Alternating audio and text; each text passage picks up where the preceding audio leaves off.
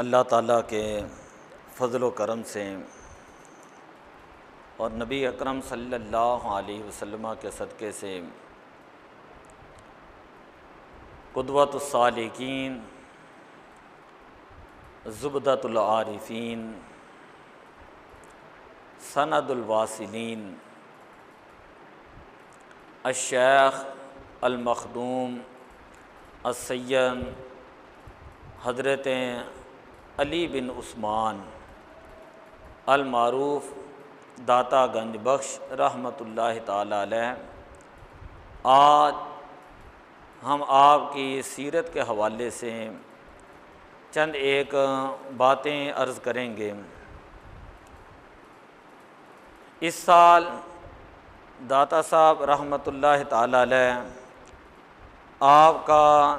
983 عرس پاک ہیں۔ گنج بخش فیض عالم، مظہر نور خدا، ناکساں را پیر کامل،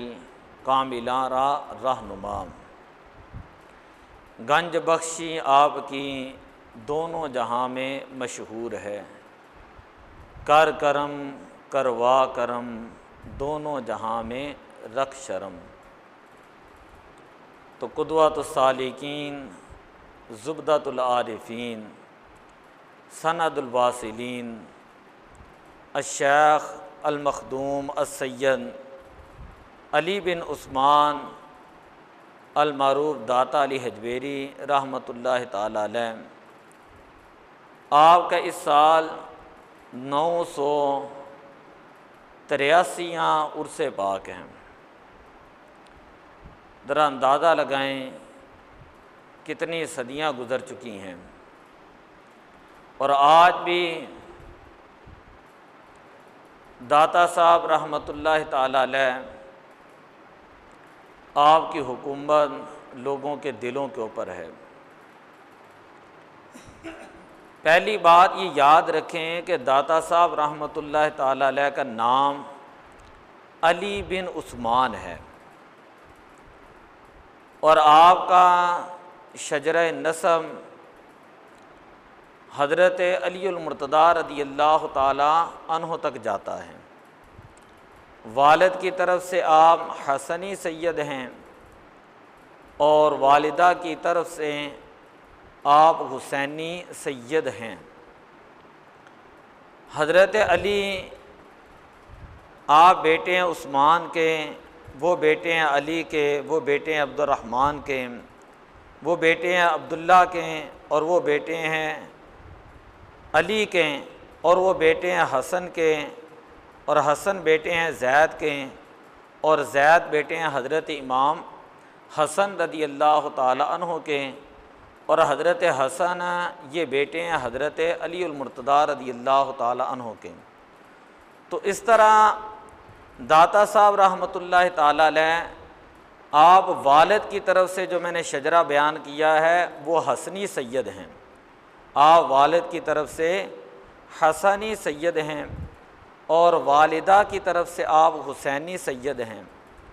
اس وجہ سے آپ کو نجیب الطرفین کہا جاتا ہے۔ اور شجرہ طریقت یہ ہے کہ آپ نے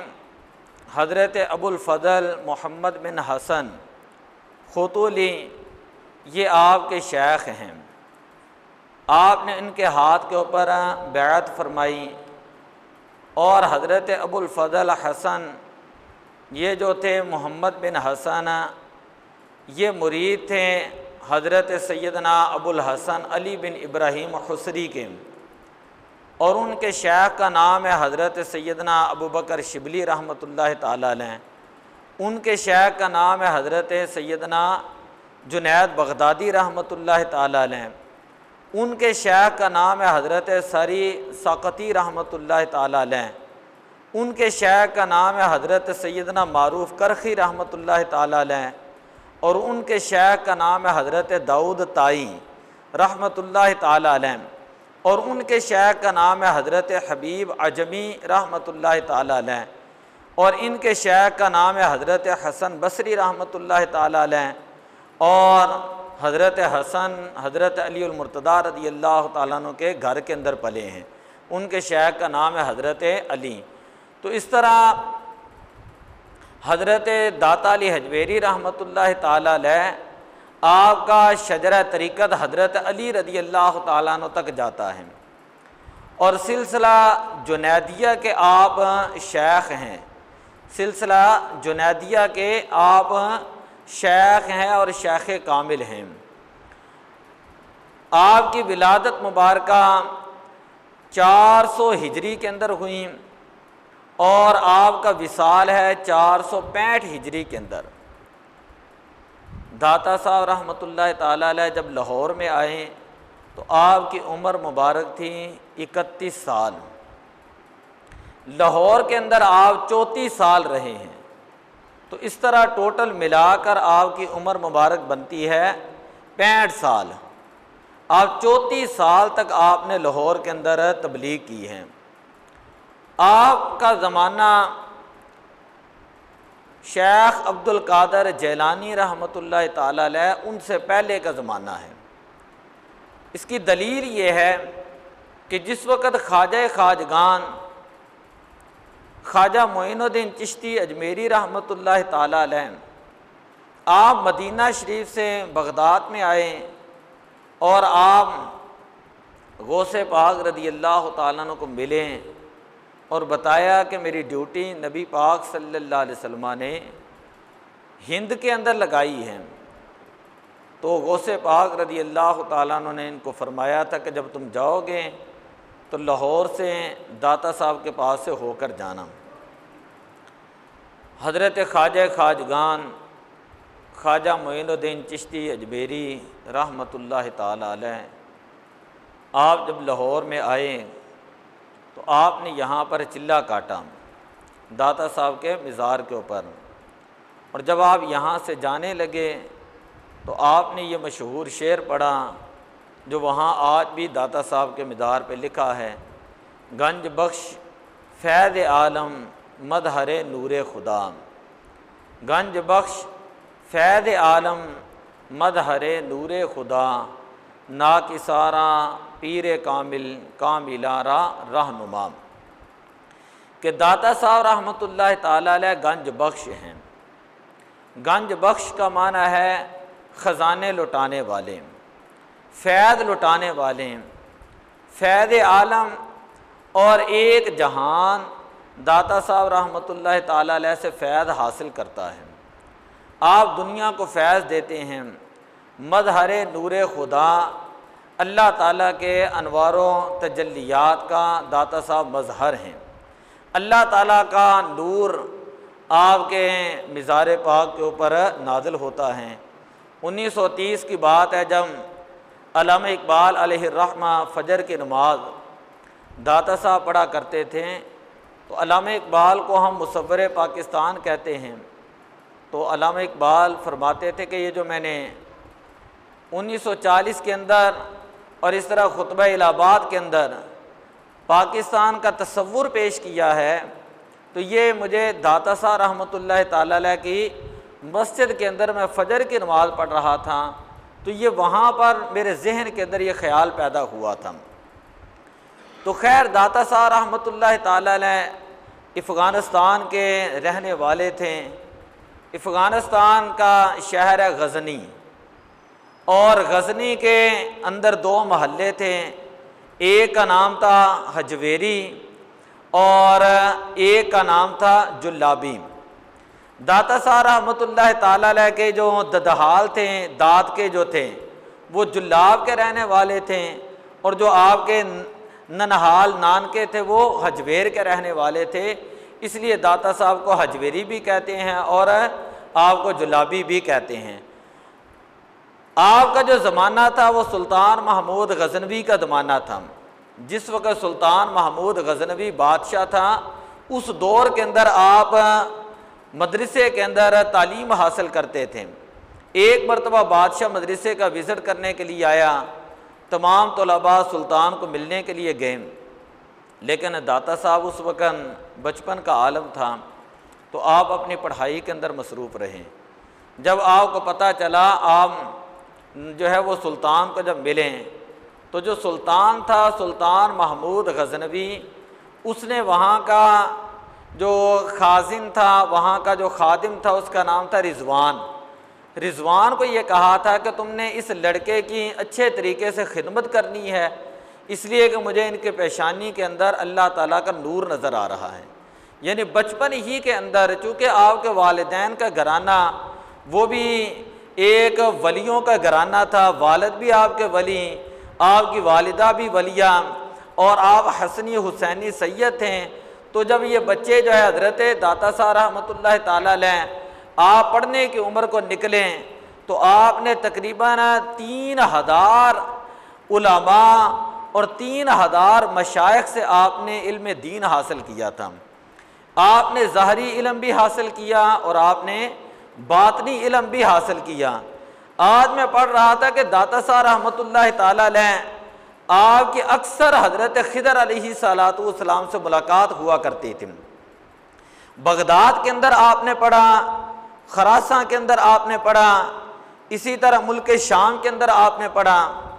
ملک شام کا واقعہ داتا صاحب اپنی کتاب کشف المحجوب کے اندر لکھتے ہیں کہ ایک مرتبہ میں ملک شام میں حضرت بلال حبشی رضی اللہ تعالیٰ عنہ کے مزار کے اوپر ظہر کی نماز پڑھ کے آرام کر رہا تھا، تو میں نے خواب دیکھا کہ نبی پاک صلی اللہ علیہ وسلم کی مجھے زیارت ہوئی ہے، اور میں نے حضور علیہ الصلوۃ والسلام کو دیکھا کہ جو باب بنی شیبہ ہیں، آج بھی اگر آپ وہاں پہ جائیں تو نبی پاک صلی اللہ علیہ وسلم کی جو جائے ولادت ہے، اس جائے ولادت سے بالکل سامنے یہ دروازہ ہے، اور اس کے اوپر سنہری حروف کے ساتھ خوبصورت لکھا ہوا ہے باب بنی شیبہ۔ تو فرماتے ہیں میں نے دیکھا کہ نبی پاک صلی اللہ علیہ وسلم باب بنی شیبہ سے خانہ کعبہ شریف میں داخل ہو رہے ہیں، اور آپ نے ایک بزرگ کو اٹھایا ہوا ہے۔ داتا صاحب فرماتے ہیں کہ میں نے پوچھا، پہلے سلام عرض کی، پھر میں نے عرض کی کہ اللہ کے پیارے نبی صلی اللہ علیہ وسلم یہ بزرگ کون ہیں؟ تو حضور علیہ الصلوۃ والسلام نے فرمایا کہ ان کا نام ہے نعمان بن ثابت، حضرت نعمان بن ثابت، اور فرمایا کہ یہ میری امت کے امام ہوں گے۔ داتا صاحب رحمۃ اللہ تعالیٰ علیہ فرماتے ہیں کہ پھر اس کے بعد میں سمجھ گیا کہ امام اعظم امام ابو حنیفہ رحمۃ اللہ تعالیٰ علیہ یہ اماموں کے امام ہیں۔ کشف المحجوب کے اندر فرماتے ہیں یہ اماموں کے امام ہیں، اور آپ جو بھی بیان کرتے ہیں وہ نبی پاک صلی اللہ علیہ وسلم کے سہارے سے بیان کرتے ہیں۔ تو داتا صاحب کو داتا صاحب اس لیے کہتے ہیں، داتا کا معنی ہوتا ہے دینے والا۔ داتا یہ سنسکرت زبان کا لفظ ہے، یہ اردو زبان کا لفظ نہیں ہے۔ داتا کا معنی ہے دینے والا، چونکہ ایک جہان آپ سے فیض حاصل کرتا ہے، اس وجہ سے لوگ آپ کو داتا کہتے ہیں۔ اور میں نے پچھلے سال یہ بات بتائی تھی کہ انارکلی کے اندر جو قطب الدین ایبک کا مزار شریف ہے، یہ جو وقت کا بادشاہ تھا قطب الدین ایبک، اپنے زمانے کے اندر لوگ قطب الدین ایبک کو لکھ داتا کہتے تھے، لکھ داتا کہتے تھے۔ لیکن آج وہاں پر اگر بادشاہ کی قبر کے اوپر چلے جائیں تو اکا دکا خال خال شاید ہی کو بندہ آپ کو وہاں پر نظر آئے، لیکن داتا صاحب رحمۃ اللہ تعالیٰ علیہ کے مزار کی شان یہ ہیں، آپ صبح چلے جائیں، شام کو جائیں، دن کو جائیں، رات کو جائیں، آپ جس وقت سردیوں میں چلے جائیں، گرمیوں میں چلے جائیں، لوگ آپ کو وہاں پر کثیر تعداد میں ملیں گے۔ لوگ وہاں پر اللہ کا ذکر کرتے ہیں، لوگ وہاں پر قرآن مجید کی تلاوت کرتے ہیں، بڑے بڑے صوفیاء جمعرات کو وہاں پر جا کر اپنے ذکر و اذکار کرتے ہیں۔ تو اس وجہ سے داتا کو داتا کہا جاتا ہے۔ گنج بخش کا معنی میں نے آپ کو بتا دیا کہ گنج بخش اس لیے کہتے ہیں کہ آپ کی خدمت کے اندر جو بندہ جس نیت سے بھی جاتا ہے آپ اس کو جو ہے وہ خیرات عطا فرماتے ہیں۔ ایک کتاب ہے سلوک صوفیاء کی کتاب ہے، اس کے اندر میں آج پڑھ رہا تھا، ایک بزرگ تھے، انہوں نے وہاں پہ مراقبہ کیا۔ کہتے ہیں جب میں نے مراقبہ کیا مجھے وہاں پر نیند آ گئی، میں نے داتا صاحب رحمۃ اللہ تعالیٰ علیہ کو خواب کے اندر دیکھا۔ داتا صاحب کے ساتھ اور بھی بہت سارے بزرگ تھے، میں نے داتا صاحب سے 2 سوال کیے۔ پہلا سوال میرے یہ تھا کہ آپ اللہ کے نیک بندے ہیں، جب آپ اللہ کے نیک بندے ہیں تو پھر آپ کے مزار کے اوپر باہر آ کر لوگ رقص کیوں کرتے ہیں، لوگ ڈول کیوں بجاتے ہیں، رقص کیوں کرتے ہیں؟ تو وہ بزرگ کہتے ہیں کہ داتا صاحب رحمۃ اللہ تعالیٰ علیہ نے مجھے جواب دیا کہ جس طرح یہ دنیا امتحان گاہ ہے، امتحان کی جگہ، اس طرح ہمارے مزارات وہ بھی امتحان گاہ ہیں۔ جو یہاں ان مزارات کے اوپر خرافات لے کر آتا ہے، جو یہاں پر جو فساد کرنے کے لیے آتا ہے، وہ یہاں پر آ کر جو ہے وہ خرافات کرنے کی وجہ سے سزا کا مستحق ٹھہرتا ہے۔ لیکن جو ہمارے مزارات کے اوپر اللہ کا قرب لینے کے لیے آتا ہے، اللہ تعالیٰ جو ہے اس کو اپنا قرب عطا فرماتا ہے۔ یعنی یہ بات تو داتا صاحب رحمۃ اللہ تعالیٰ علیہ آپ نے کشف المحجوب کے اندر بھی لکھی ہے۔ داتا صاحب رحمۃ اللہ تعالیٰ علیہ کشف المحجوب باب نمبر 37 ہے، صفحہ نمبر 488 ہے۔ آپ فرماتے ہیں نہ شریعت کے اندر نہ طریقت کے اندر رقص کی کوئی اجازت نہیں۔ یہ جو کہتے ہیں نا وہاں پر دھمال ڈالتے ہیں اور وہاں پر جا کر ڈول بجاتے ہیں، تو داتا صاحب رحمۃ اللہ تعالیٰ علیہ آپ تو خود لکھتے ہیں کہ مزامیر حرام است، کہ یہ ڈول باجے جو ہیں یہ نبی پاک صلی اللہ علیہ وسلم کی شریعت مطہرہ کے اندر حرام ہے، اور یہ رقص جو ہے اگر اس کے اندر بے حیائی پھیل جائیں اور بندہ اس کو ثواب سمجھ کے کرے تو پہلے سے زیادہ گناہ ہے۔ تو داتا صاحب رحمۃ اللہ تعالیٰ علیہ فرماتے ہیں کہ ہم لوگ ان لوگوں کو نہیں کہتے یہاں پر آ کر ڈول ڈمکا کریں، بنگڑے ڈالیں اور اس طرح کے بیہودہ قسم کے رقص کریں۔ اور یہ آج کل جو بڑے ملنگ بنے پھرتے ہیں نماز پڑھنی نہیں، قرآن پڑھنا نہیں، اور وہاں پہ جا کے چادریں چڑھا رہے ہیں، یہ آگے ایک دوسرا سوال ہے۔ تو وہ بزرگ کہتے ہیں میں نے داتا صاحب سے دوسرا سوال کیا کہ آپ کا مقصد تو اللہ کی طرف رجوع کرانا تھا، اور داتا صاحب رحمۃ اللہ تعالیٰ علیہ ادھر دیکھیں جی، ادھر داتا صاحب ادھر دیکھو، داتا صاحب رحمۃ اللہ تعالیٰ علیہ کو میں نے دوسرا سوال یہ کیا کہ آپ کو دنیا کی لالچ نہیں، آپ کو دولت کی لالچ نہیں، تو پھر یہ لوگ آپ کے مزار کے اوپر آ کر نذرانے اور چڑھاوے کیوں چڑھاتے ہیں؟ تو داتا صاحب رحمۃ اللہ تعالیٰ علیہ فرماتے ہیں کہ واقعی ہی ہمیں ان چیزوں کی کوئی ضرورت نہیں، نہ ہی کبھی میں نے خواہش کی، نہ ہی ہم لوگ ان چیزوں کے طلبگار ہوئے، نہ کبھی ان کی آرزو کی ہے۔ ہاں یہ بات ہے کہ اللہ نے اپنے فضل و کرم سے یہاں پر لنگر جاری کیا ہے اور لوگ آ کر یہاں سے روٹی کھاتے ہیں۔ تو نذرانے یعنی یہ جو بزرگ ہوتے ہیں ان کے اوپر چادریں جو چڑھاتے ہیں ان کا کوئی مقصد نہیں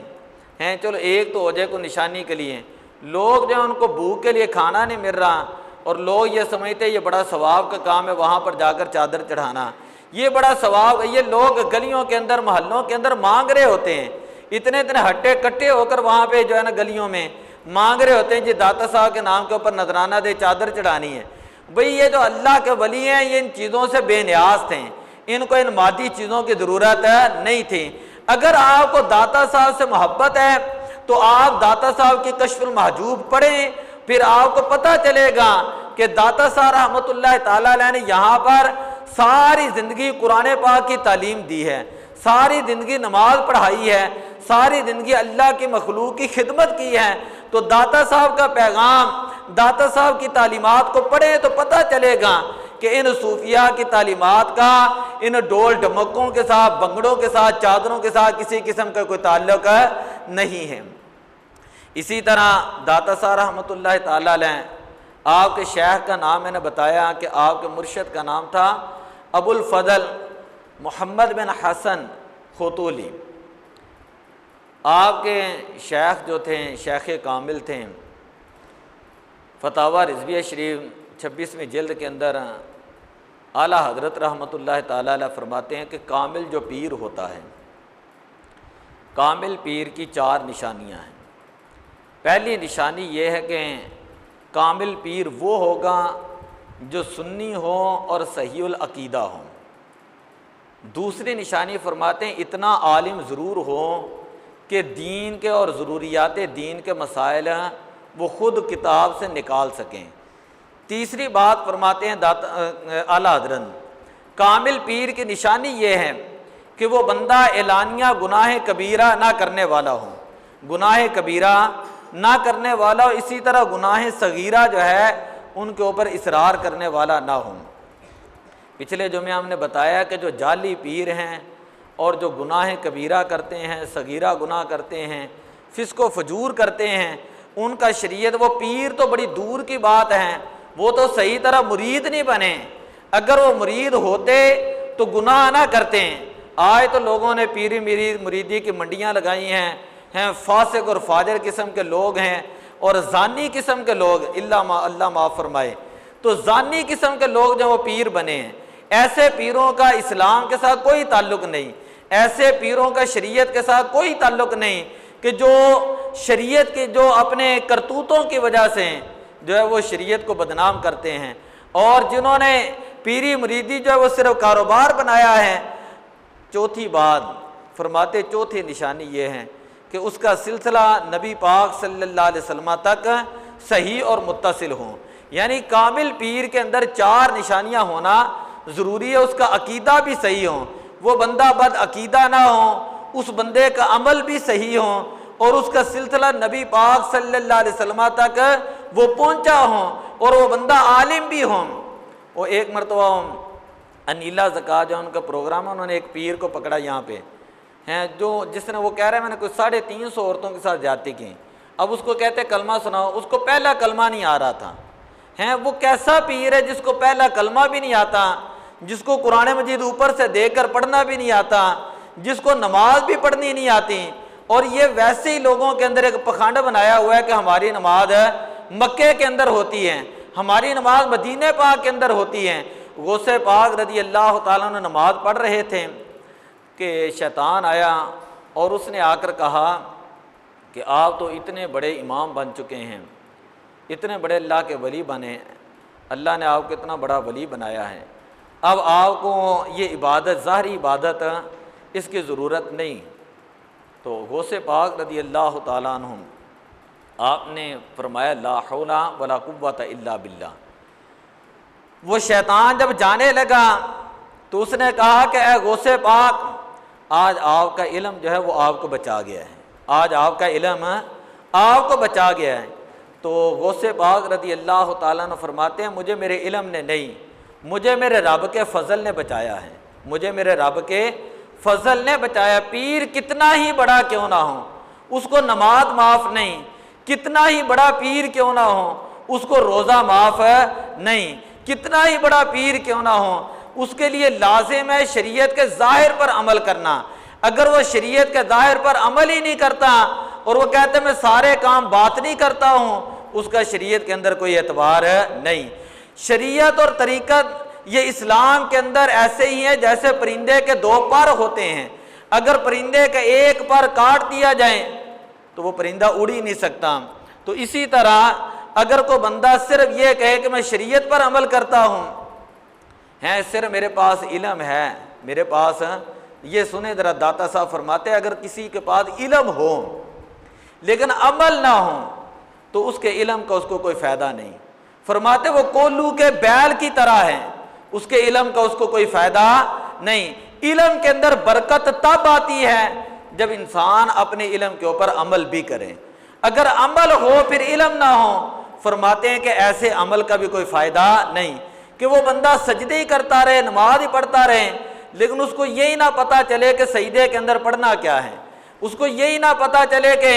میں نے عمرہ کرنا ہے، عمرے کے احکام کیا ہیں، میں نے حج کرنا ہے، حج کے احکام کیا ہیں، اس کو مسائل کا ہی پتہ نہ ہو تو اس کا کیا فائدہ ہے۔ تو اس لیے داتا صاحب رحمۃ اللہ تعالیٰ علیہ کے شیخ ہیں ابو الفضل محمد بن حسن خوتولی، آپ نے ڈیوٹی لگائی داتا صاحب کی کہ آپ لاہور کے اندر چلے جائیں، تو داتا صاحب فرماتے ہیں کہ میں وہاں سے لاہور یعنی افغانستان سے لاہور کی طرف آنے لگا، تو بار بار میرے ذہن کے اندر سوال تھا کہ لاہور کے اندر پہلے میرے پیر بھائی حضرت حسن زنجانی وہ وہاں پر موجود ہیں، جب میرے پیر بھائی وہاں پر موجود ہیں میری وہاں پر کیا ضرورت ہوگی۔ داتا صاحب فرماتے ہیں جب میں وہاں پر لاہور میں پہنچا تو اس وقت شام کا وقت تھا، رات ہو چکی تھی اور لاہور کے 8 دروازے تھے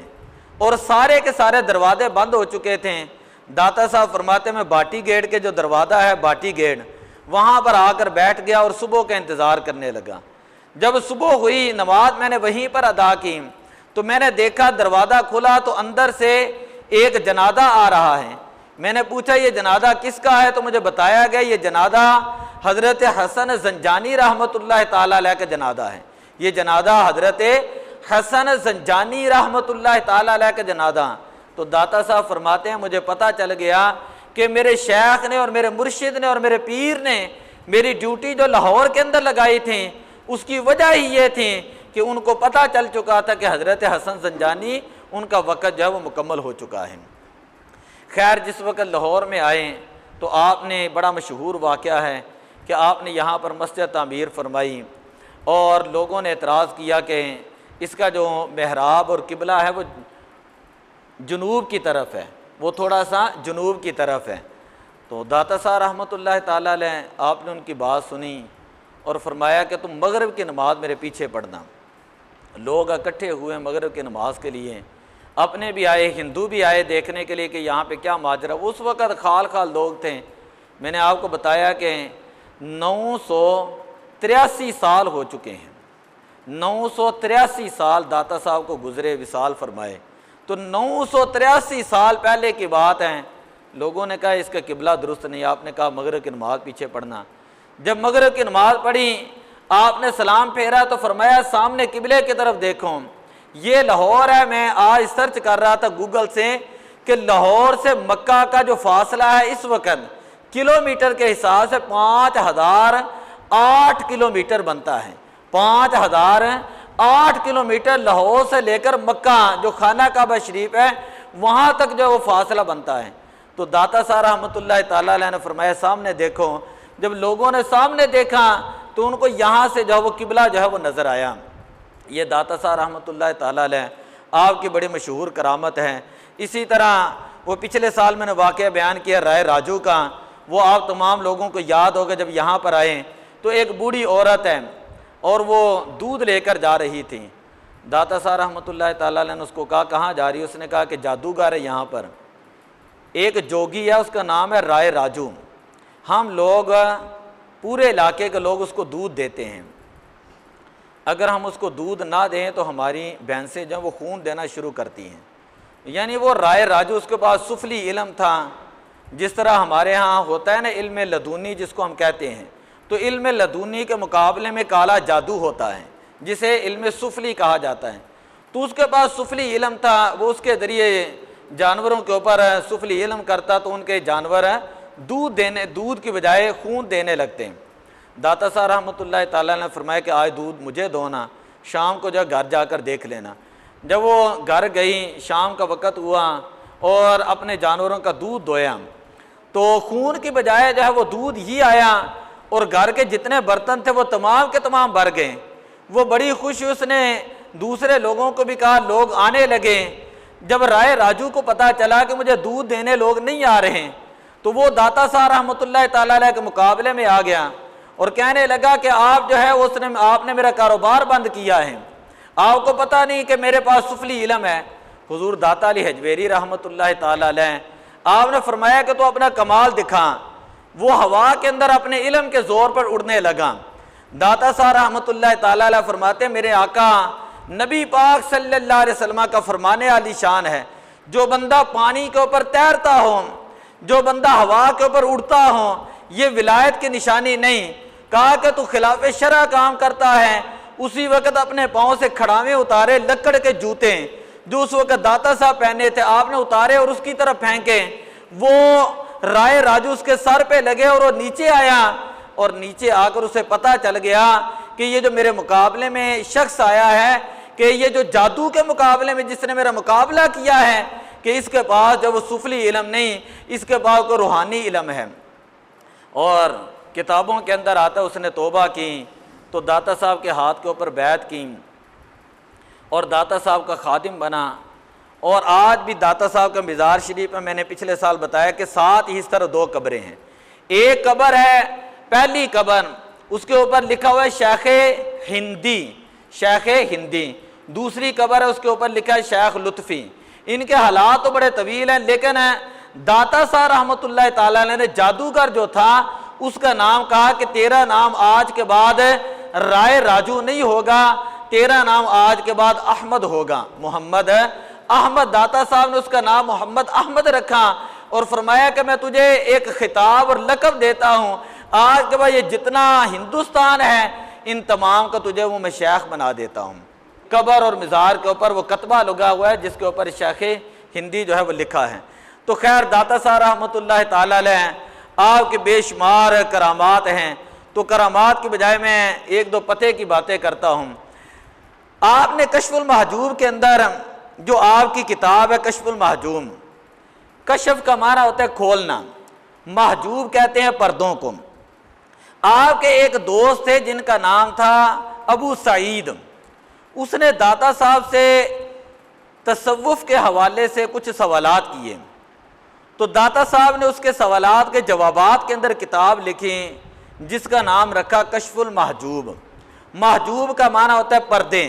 کشف کا معنی ہوتا ہے کھولنے والی، یعنی اس کتاب کا مطلب یہ ہے کہ یہ کتاب رازوں کو کھولنے والی ہے اور پردوں کو کھولنے والی ہے۔ بندے اور اللہ کے درمیان جتنے پردے ہوتے ہیں، داتا صاحب رحمۃ اللہ تعالیٰ علیہ کی کتاب ان پردوں کو کھولنے والی ہے، ان پردوں کو ہٹانے والی ہے۔ خواجہ نظام الدین اولیاء رحمۃ اللہ تعالیٰ علیہ فرماتے ہیں، جس بندے کا کوئی پیر نہ ہو، جس بندے کا پیر نہ ہو، کوئی شیخ مرشد نہ ہو، اسے چاہیے کہ داتا صاحب کے کشف المحجوب پڑھے۔ یہ کشف المحجوب پیر کی طرح اس کی رہنمائی کرے گی۔ اس کے اندر آپ نے اہل بیت پاک کی بڑی شان بیان کی، صحابہ کرام کی شان بیان کی، اسی طرح تابعین اور تبع تابعین کی آپ نے شانیں بیان کی ہیں، ان کے واقعات بیان کیے، اللہ کے ولیوں کے واقعات بیان کیے، اور تصوف کی جو ٹرمز ہوتی ہیں، تصوف کی جو اصطلاحات ہوتی ہیں وہ داتا صاحب نے اس کتاب کے اندر بیان کی ہیں۔ آپ فرماتے ہیں ایک جگہ پر ایک بزرگ گزرے جن کا نام تھا خواجہ حبیب اجمی رحمۃ اللہ تعالیٰ علیہ،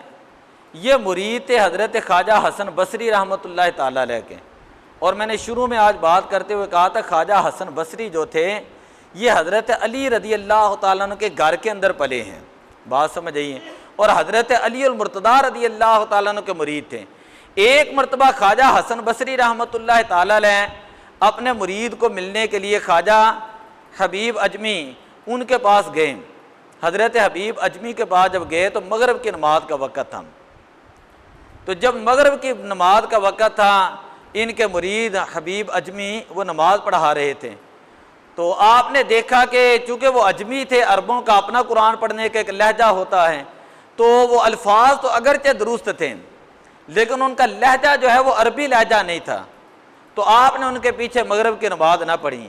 فقہ کا مسئلہ بھی یہ ہے کہ اگر الفاظ درست ہوں اور لہجے کے اندر اگر کوئی اونچ نیچ ہوں تو انسان کو لہجہ درست کرنا چاہیے، نماز بہرحال ہو جاتی ہے۔ لیکن اگر بندے کا لہجہ صحیح ہو لیکن تلفظ ہی غلط ہوں، الفاظ ہی غلط ہوں، پھر اس کے پیچھے نماز نہیں ہوتی، اس بندے کو نماز بھی نہیں پڑھانا، اس کی اپنی نہیں ہوتی تو دوسروں کی کیا ہوگی، یہ بات یاد رکھے فقہ کا مسئلہ۔ تو حضرت خواجہ حسن بصری رحمۃ اللہ تعالیٰ علیہ آپ نے نماز نہ پڑھی۔ جب آپ رات کو مراقبہ کرنے لگے، نیند آ گئی، تو اللہ تعالیٰ کا جمال جو ہے وہ کشف کے ذریعے ظاہر ہوا۔ حضرت خواجہ حسن بصری عرض کرتے ہیں باری تعالیٰ تیری رضا کا راستہ کون سا ہے، میں کیسے تیری رضا حاصل کر سکتا ہوں، تیری خوشنودی مجھے کیسے ملے گی۔ خواجہ حسن بصری خود فرماتے ہیں کہ مجھے یہ ہے اللہ تعالیٰ کی طرف سے یہ کشف ہوا کہ اے حسن بصری میری رضا تیرے پاس آئی تھی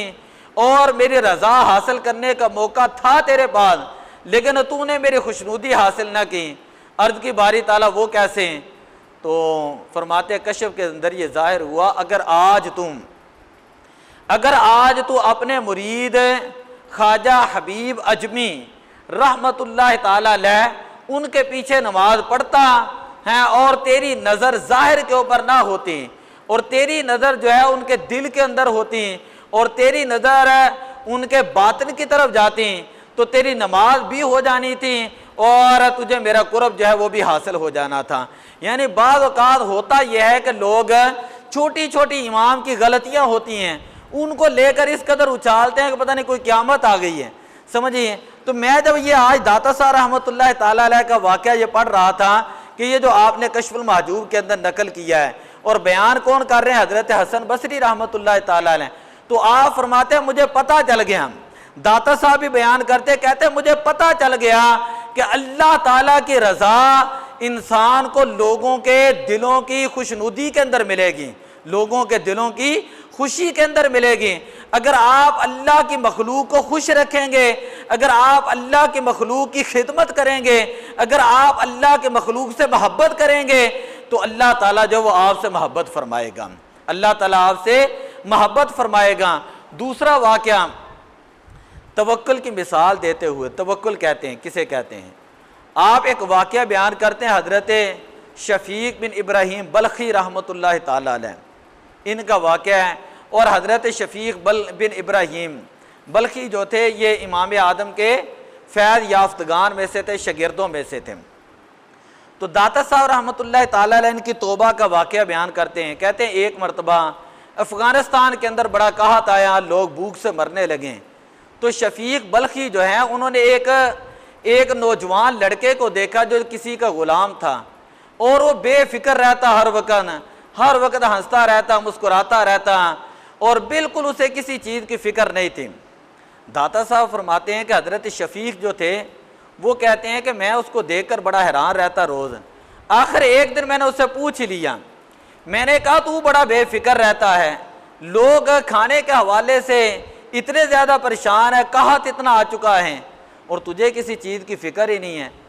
تو حضرت شفیق بلخی کہتے ہیں اس لڑکے نے مجھے جواب دیا، ذرا توجہ سے سننا، اس لڑکے نے مجھے جواب دیا کہ میرا تعلق اس گاؤں کے مالک کے ساتھ ہے، اس علاقے کا جو مالک ہے، اس علاقے کا جو چودھری ہے، میرا تعلق جو ہے اس گاؤں کے مالک کے ساتھ ہے، اس وجہ سے مجھے کسی قسم کی کوئی فکر کی ضرورت نہیں۔ تو حضرت شفیق بن ابراہیم بلخی رحمۃ اللہ تعالیٰ علیہ فرماتے ہیں کہ اسی وقت میں نے اللہ کی طرف رجوع کیا اور میں نے کہا کہ میں اتنا بڑا عالم اور لوگ مجھے اتنا بڑا امام کہتے ہیں اور لوگ مجھے اتنا بڑا ولی کہتے ہیں کہ میرا جو مالک ہے، میرا جو خالق ہے، جس کا میں کلمہ پڑھتا ہوں وہ اللہ ہے، وہ مالک ہے میرا، اور وہ میرا مالک نہیں ساری کائنات کا مالک ہے، ساری زمین کا مالک ہے۔ ایک غلام کا تعلق گاؤں کے چودھری کے ساتھ ہے، اسے اپنے کھانے کی فکر ہے نہیں۔ فرماتے ہیں واللہ خیر الرازقین، واللہ خیر الرازقین، میرا تعلق تو اس مالک کے ساتھ ہے جو قرآن کے اندر بیان کرتا ہے واللہ خیر الرازقین، اللہ تعالیٰ انسان کو بہترین رزق دینے والا ہے۔ وما خلقت الجن والانس الا لیعبدون، میں نے جنوں اور انسانوں کو اپنی عبادت کے لیے پیدا کیا ہے۔ تو داتا صاحب رحمۃ اللہ تعالیٰ علیہ یہ واقعہ لکھنے کے بعد تبصرہ کرتے ہوئے فرماتے ہیں کہ جب سے میں نے یہ واقعہ پڑھا اور اس واقعے کا مجھے علم ہوا، اس وقت سے میں نے رزق کے بارے میں فکر مند ہونا چھوڑ دیا، میں نے اللہ کی طرح رجوع کیا، اللہ کی کبھی نافرمانی نہیں کی۔ میں نے کہا میرا مقصد اللہ کو راضی کرنا ہے، میرا مقصد اللہ کی عبادت ہے، میں دنیا میں آیا ہوں اللہ کی عبادت کرنے کے لیے، اللہ کو راضی کرنے کے لیے، میں دنیا میں جو ہے وہ رزق کی فکر کرنے کے لیے نہیں آیا۔ داتا صاحب فرماتے کہ اس وقت پھر میں نے کسی کے بارے میں فکر کرنی جو ہے وہ چھوڑ دی۔ تو یہ ہے کہ داتا علی حجویری رحمۃ اللہ تعالیٰ علیہ، آپ نے کشف المحجوب کے اندر بے شمار تصوف کے واقعات لکھے ہیں، بے شمار اولیاء کے واقعات لکھی ہیں۔ تو یہ بات یاد رکھیں، ہم الحمدللہ اہل سنت و جماعت لوگ ہیں، ہمارا اللہ کے ولیوں کے ساتھ تعلق ہے اور ہم اللہ کے ولیوں کا ذکر کرتے ہیں، ان کا ذکر قرآن کے اندر بھی موجود ہے، لیکن یہ بھی یاد رکھا کریں کہ اللہ کے ولیوں کا ذکر ہم کیوں کرتے ہیں؟ اس لیے کرتے ہیں ان کی تعلیمات ہم پڑھیں، ان کی تعلیمات پر عمل کریں اور ان کی تعلیمات پر عمل کر کے آگے لوگوں کو پہنچائیں۔ برصغیر پاک و ہند کے اندر کوئی اللہ کا نبی نہیں آیا، اس خطے کے اندر ہمیشہ اللہ کے ولی آئے ہیں اور ان ولیوں نے یہاں پر تبلیغ کی اور دین آگے پھیلا ہے۔ ولیوں سے محبت کا یہ مطلب نہیں کہ انسان جو ہے وہ ایک دن ڈھول بجا دے، ایک دن بھنگڑا ڈال دے،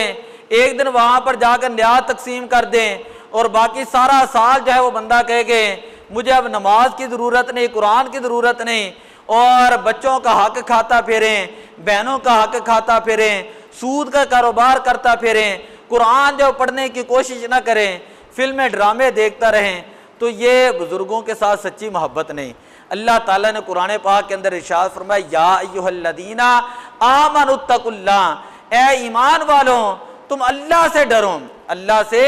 ڈرو۔ پہلا قدم اللہ کی بارگاہ میں جانے کا تقویٰ ہے۔ کیا ہے؟ تقویٰ، اللہ سے ڈرنا، اللہ سے ڈرنا۔ پھر فرمایا وَکُونُوا مَعَ الصَّادِقِینَ، کہ سچوں کے ساتھ ہو جاؤ، اللہ سے ڈرو، اور اللہ کے ساتھ اللہ کا راستہ تلاش کرنے کے لیے جو میرے ولی ہیں ان کے ساتھ بیٹھا کروں، میرے ولیوں کی صحبت اختیار کیا کروں، ان کی تعلیمات کو جو ہے وہ پڑھا کروں۔ اس لیے ہمیں جو ہے وہ ضرورت ہے آج کے دور کے اندر، بڑی بے روی ہے، یقین کریں لوگوں کو جنازہ نہیں پڑھنا آتا، باپ تک کا جنازہ، آخری جملے ہیں 2-3 میں ہیں، اصلاح کے طور پر عرض کرنے لگا ہوں، کئی جگہ پر لوگوں کو باپ کا جنازہ نہیں آتا۔ بچے کیا ہیں جی، انہوں نے بڑی تعلیم کر لی ہے جی، ڈاکٹر بن گیا، انجینئر بن گیا، لیکن جنازہ نہیں پڑھنا آتا۔ میں خود بڑے بڑے پروفیسروں کے ساتھ پڑھاتا رہا ہوں، لیکن ان کو جنازہ سنا، ان کو جنازہ نہیں آتا تھا۔ بڑے بڑے اپنے آپ کو کہتے تھے ماس کمیونیکیشن کے اندر ماسٹر ہیں، کوئی کہتا ہے ہم IT کے ماسٹر ہیں، لیکن یقین کرے بیسک تعلیمات، نماز پڑھنا یہ ایک مسلمان کا ایک بیسک کام ہے، لیکن ان کو نماز صحیح طریقے سے نہیں آتی۔ تو جو ہماری کمزوریاں ہیں اس کو ہم کو دور کرنے کی کوشش کریں۔ نماز نہیں یاد تو نماز کو یاد کرنے کی کوشش کریں۔ قرآن پاک صحیح پڑھنا نہیں آتا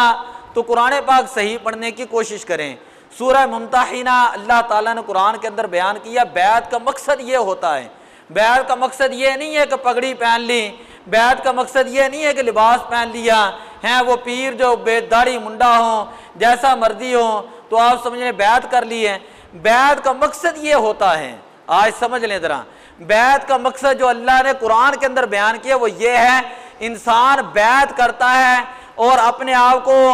بیچتا ہے اور ارادہ کرتا ہے کہ اے اللہ میں آج کے بعد کوئی گناہ نہیں کروں گا، میں آج کے بعد کوئی گناہ نہیں کروں گا۔ گناہوں سے توبہ کے اوپر بیعت ہوتی ہے، یہ نہیں کہ بندہ کہ میں نے پیر پکڑا ہوا ہے وہ بندہ زانی ہو، بس سمجھ آئیے، وہ بندہ تو صحیح مرید ہی نہیں ہے۔ بندہ کہ میں نے پیر پکڑا، میں 5 حج کرتا ہوں اور آگے سے سود کا کاروبار کرتا ہوں، ہے بندہ کہ میں نے میرا پیر بڑا کامل ہے، میں نے کہا چلو پیر کامل ہوگا، تجھے اس سے کیا ملا ہے؟ اگر پیر کامل ہے کم از کم نماز تو صحیح پڑھ، پیر کامل ہے قرآن تو صحیح پڑھ، پیر کامل ہے گھر کے اندر پردے کا انتظام تو کر، پیر کامل ہے گھر کے اندر جو فلمیں ڈرامے گانے ہیں ان کو بند تو کر، تاکہ پتہ چلے تیرے اوپر بھی کوئی پیر کا رنگ چڑھا ہے، تاکہ پتہ چلے تیرے اوپر بھی کوئی پیر کا رنگ چڑھا ہے۔ پیر پکڑنے کا مقصد یہ نہیں کہ گاڑیاں دو، نذرانے دو، اس کو اتنے پلاٹ دو، پیر کو اتنے مربع میں نے دے دیے، میں نے فلاں کر دیا پیر کے ساتھ اور میں نے پیر کو گھر بنا کے دے دیا، نہیں۔ پیر کا مقصد یہ ہوتا ہے کہ انسان پیر پکڑے اس لیے تاکہ بندہ گناہوں سے توبہ کر سکے۔ بات سمجھ آ رہی ہے؟ پیر پکڑے اس لیے تاکہ بندہ نیکیوں کے اندر استقامت کر سکے، تاکہ بندہ نیک عمل کر سکے۔ دعا اللہ عمل کی توفیق عطا فرمائے۔